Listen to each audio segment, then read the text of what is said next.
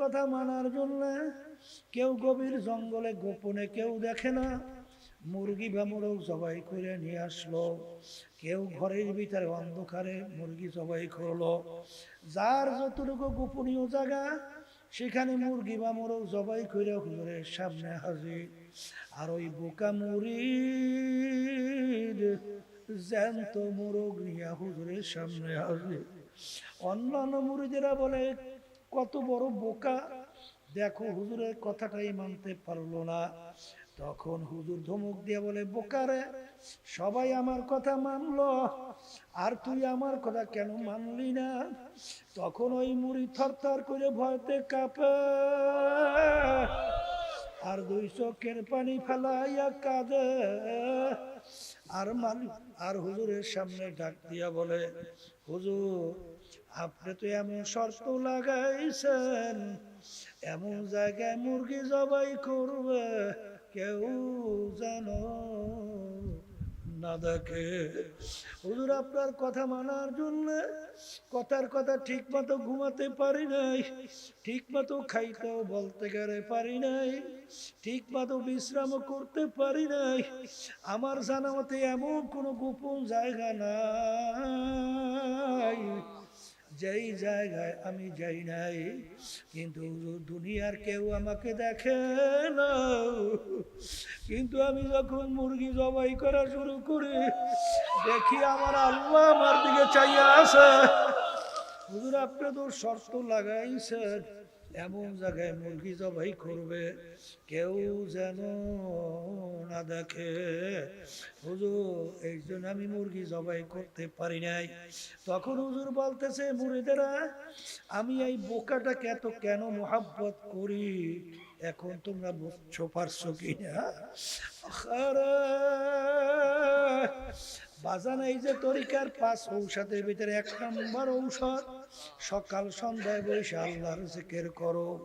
আল্লাহর জিকির করলে, আল্লাহর স্মরণ করতে করতে ওই বান্দা বান্দির কলবের ভিতরে আল্লাহর মোহাব্বত, আল্লাহর মারিফত যখন তার কলবের ভিতরে ঢোকে,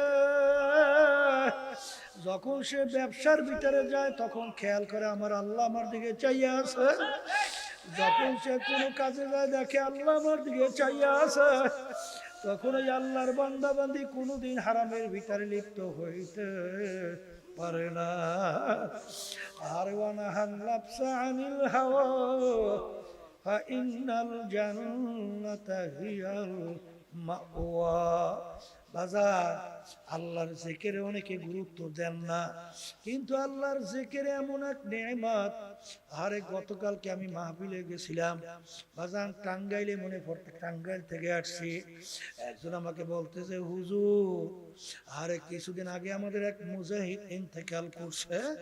হুজুর, ইন্তেকালের আগে আগে আমরা যখন কাছে দেখার জন্য গেলাম, যাওয়ার পরে আমাদেরকে বলে আল্লাহর জিকির করো। এই কথা বলে তিনি আল্লাহর জিকির করে আর বলতেছে, তোমরা সরো সরো, মেহমান আসতে আসে, জায়গা দাও।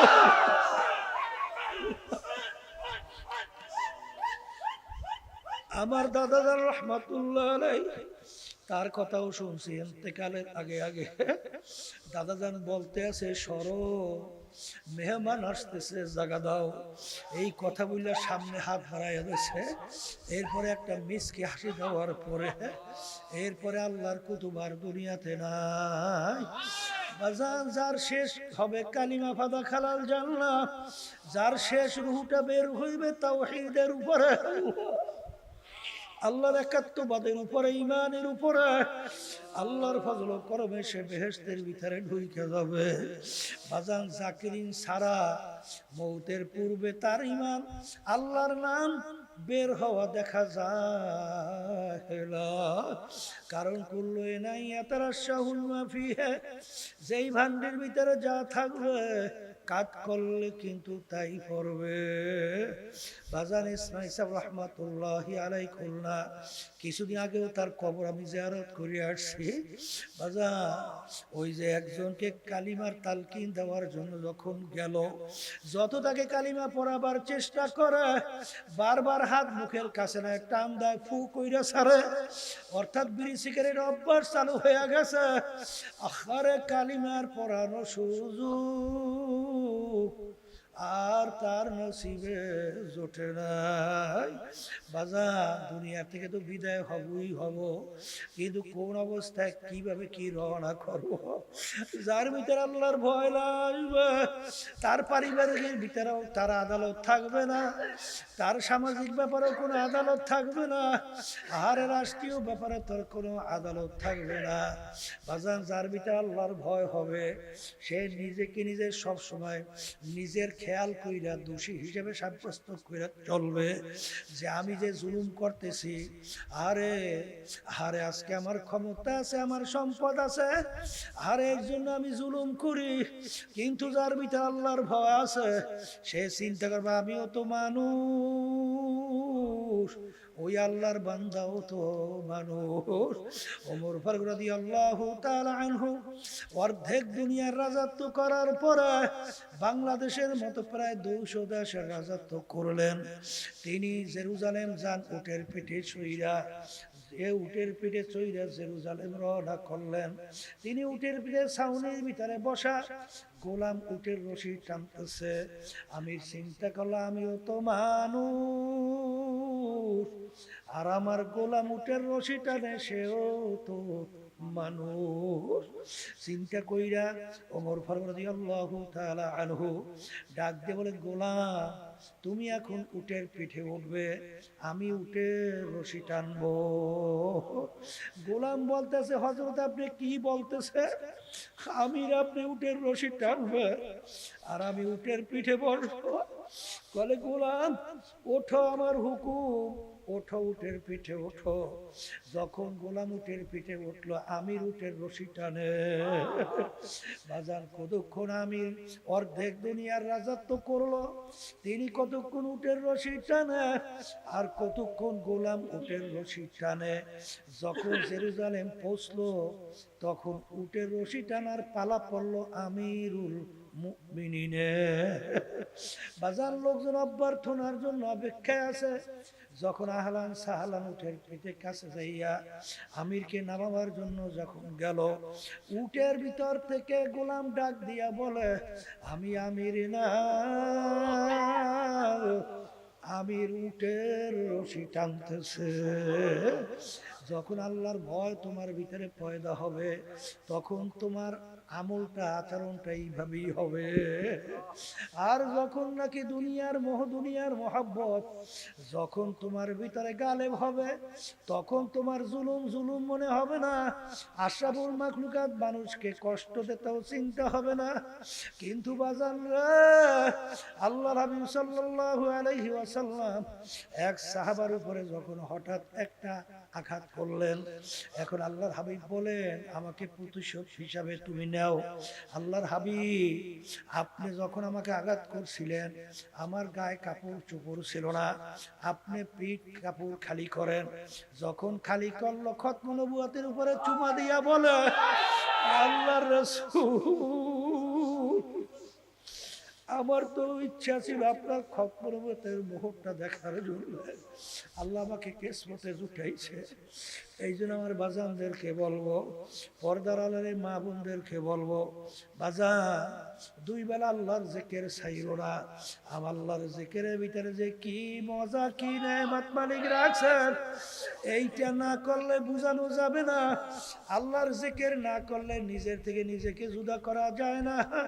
আর মেটা দো আপনার হাসনি কো আগার কুছ মর্তবা চাহো, কেদারা খাক কে মেরে গোলে গোলজার होता है। আর জানেন মাওলানা জালালউদ্দিন রুমি রহমাতুল্লাহ আলাইহি এত বড় আলেম ছিলেন, তামাম বিশ্বব্যাপী নাম কাম। বাজান শামসুদ তিবরিজি রহমাতুল্লাহ আলাইহি তার ওস্তাদ বলছিলেন, পীর সাহেব হুজুর বলছিলেন, বাবা শামসুদ তিবরিজি রোম দেশের পাত্রটাকে একটু গরম করতে পারবে কিনা? হুজুর দোয়া করলে পারবো। যাও বাবা, দোয়া করলাম। যাওয়ার পরে লাগাম ধইরা বলে, হুজুর আপনি জালালউদ্দিন রুমি? হ্যাঁ আমি জালালউদ্দিন রুমি। হুজুর বলেন তো এলেম কাকে বলে? তখন তিনি এলেমের ব্যাখ্যা, পরিচয়, তারিফ বিভিন্ন দিক থেকে করার পরে তখন হুজুর বলতেছে যে বাবা জালালউদ্দিন রুমি এলেমের তারিফ পরিচয় হয় নাই।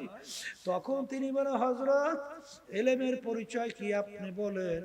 বলে এলেম বলা হয় ওই জ্ঞানকে, ওই জ্ঞান অর্জন করার মাধ্যমে, যেই জ্ঞান অর্জন করার মাধ্যমে নিজেকে নিজের থেকে পৃথক করা যায়, এর নাম হলো ইলম। তখন সে উটের পিঠ থেকে, ঘোড়ার পিঠ থেকে লাফ দিয়া পইরা তাকে জড়াইয়া দেওয়া, হযরত আপনি আমাকে ইলম শিক্ষা দেন। এই জন্য আমার বাজানদেরকে বলবো, পর্দা আলে মা বোনদেরকে বলবো, বাজান দুনিয়া কিন্তু ক্ষণস্থায়ী। বাজান ঈমানকে নির্ভেজাল করো, আল্লাহর ভয় ভিতরে পয়দা করো। ওয়ালা তামুতুন্না ইল্লা ওয়া আনতুম মুসলিমুন। খবরদার, আমার মালিক বলেন সতর্কবাণী, খবরদার, মুসলমান না হইয়া কেউ মরিও না। বাজান মুসলমান তো পরিচয় দিলেই হবে না, মুসলমানের ঘরে জন্মগ্রহণ করলেই হবে না। মুসলমান কাকে বলে? মুসলমানি বুয়াদ গরদান হাদান এনানে খুদ বাদাস্তে খাজা দাদা। মুসলমান বলা হয় ঘোড়া যখন মুখে লাগাম লাগায়, ঘোড়ার নিজের ব্যক্তিগত শক্তি বুদ্ধি চালাকি যেরকম চলে না। আমরা যারা কালিমা পড়ছি, ঈমান আনছি, আমাদের নিজের বুদ্ধি জ্ঞান অনুযায়ী আর চলা যাবে না। আল্লাহ এবং আল্লাহর রাসূল যেভাবে তোমাকে আমাকে চলতে চালাবে, চলতে বলবে, সেইভাবে চলা, সেইভাবে চালাবার নামই হইল মুসলমান। এই জন্য আমার ভাইদেরকে বলবো, বাজান পর্দালে মা বোনদেরকে বলবো, আমার মালিক বলেন ঈমানকে, হে ঈমানদারেরা নির্ভেজাল ঈমান করো, আমার ভয় ভিতরে পয়দা করো, খাঁটি মুসলমান হইয়া কবরে যাও। খোদার আকাশটা যদি কেউ মুসলমান না হইয়া, আল্লাহ যেভাবে মুসলমানের সার্টিফিকেট দিছেন, না হইয়া যদি মৌতের বিছানায় পেট ভাসাও, আমার মালিক ডাক দিয়া বলবে, আজরাইল ওদেরকে আমি বড় শখ কইরা বানাইছিলাম, ওদেরকে সমস্ত নেয়ামত আমি দান করছিলাম, ওদেরকে চক্ষু নেয়ামত দিয়া দেখার জন্য দিছিলাম, আরে জবান দিয়া কথা বলার জন্য দিছিলাম, ব্রেন দিয়া পড়াশোনা কইরা, জ্ঞান বুদ্ধি দিয়া ব্যবসা বাণিজ্য কইরা, বিভিন্ন কায়দায় কায়দায় দুনিয়া স্বাবলম্বী হওয়ার জন্য দান করছিলাম, হাত পাও দিছিলাম, আরে অনেক কিছু দান করলাম নেয়ামত। আরে আমার হুকুম পালন করার জন্য ওদেরকে বানাইছিলাম, আরে স্বাধীনতা পাইয়া আমার হুকুম অনুযায়ী নিজের জীবনকে চালায় নাই। আমি মুসলমান না হইয়া মরার জন্য নিষেধ করছিলাম, ওরা তো মুসলমান না হইয়া মৌতের পিছনে পেট ভাসাইছে। আরে ওদেরকে জাহান্নাম না দেখাইয়া মৌত করিও না। নাফরমান স্বপ্নের মতো দেখতে থাকবে, আজরাইল আলাইহিস সালাতু ওয়াস সালাম আসবে, তার মাথা আসমানে, পাও তার জমিনে, এক হাত মাশরিকে এক হাত মাগরিবে, দুনিয়া জুড়া তার শরীর, নীল রঙের মতো, দিঘির মতো দুইটা চক্ষু, সমস্ত শরীরের ভিতরে লম্বা লম্বা কালো কালো কতগুলা পশম, প্রত্যেক পশমের গোড়া দিয়ে আগুনের জিহ্বা বাইর হইতে থাকবে। এই অবস্থা দেখে নাফরমানের রূহ আর তো বের হইতে চাবে না। ওদিকে জাহান্নামের দরজা টাস টাস করে খুইলা যাবে, জাহান্নামের আগুনগুলা দাউ দাউ করে জ্বলতে থাকবে। আল্লাহ জাহান্নামের সাপ বিচ্ছুগুলা গড়াইয়া গড়াইয়া তাকাইয়া থাকবে। আল্লাহ আল্লাহ আমাদের সবাইকে মাফ কইরা দিয়া রুহু তো তার বের হইতে চাইবে না, 360টা মাকামের ভিতরে পালাপালি করবে। আল্লাহ আজরাইল সালাতু ওয়াসসালাম বলে, খবিস, দুনিয়ার ভিতরে আমার মালিক তোকে স্বাধীনতা দিয়ে রাখছিলেন, আমার মালিক বলছেন খবরদার, আরে মুসলমান না হইয়া মরিস না। আরে ওরে খবির, এখন তো আমার মালিকের হুকুম হয়ে গেছে তোকে ধইরা নেওয়ার জন্য। এই কথা বলে যাও, রুটাকে খপ কইরা ধইরা যখন টান মারবে, কলিজার রাগগুলা সেইরা সেইরা নিয়ে চইলা যাবে, আর কোনদিন আসবে না। এই জন্য আমার বাজানদেরকে বলবো, পর্দা আলে মা বোনদেরকে বলবো, বাজান মুসলমান বলতেই কিন্তু মন চায়, ইমানকে মজবুত করবে, আল্লাহর ভয় ভিতরে পয়দা করবে, চোখে পানি কলম নরম করবে, খাঁটি মুসলমান হইয়া কবরে যাবে। শয়তান এবং নফস আম্মারা, মানুষ শয়তান তোমাকে আমাকে শত্রু হিসাবে ধোঁকা দেয়, শত্রু হিসাবে নেকের কাজে বাধা দেয়, বিভিন্ন কায়দায় তোমার আমার ঈমানকে দুর্বল করে। এর থেকে বাঁচার জন্য ওয়াকুনু মা'আস সাদিকিন, সোহবতে সালেহ তোরা সালেহ কুনাদ, সোহবতে তালেহ তোরা তালেহ কুনাদ, এক জামানা সোহবতে বা আউলিয়া বেহতর আসদ সালে তাআত বেরিয়া। হে কবরের যাত্রীরা, একটু পরীক্ষা কইরা দেখো, যারা সহি হক্কানি আল্লাহ ওয়ালা নায়েবে রাসূল খাঁটি আল্লাহ ওয়ালাদের সঙ্গে যাদের সম্পর্ক থাকে, তাদের আমল আখলাক চরিত্র দেখো।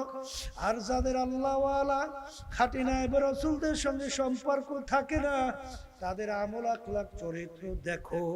দিন আর রাত্র পার্থক্য। বাজার এই বাংলাদেশের ভিতরেই দেখো, আর আশরাফুল মাখলুকাত মানুষকে মাইরা ফলায় চিন্তাও করে না, চাঁদাবাজি করতে চিন্তাও করে না, মানুষকে কষ্ট দিতেও চিন্তা করে না, মিথ্যা কেসে জড়াই আশরাফুল মাখলুকাতকে ধ্বংস করে, কষ্ট দেয়, সংসার ধ্বংস করে, চিন্তাও করে না। এইরকম ভাবে আরে মিথ্যাচার করে, আর অনেক কিছু করে।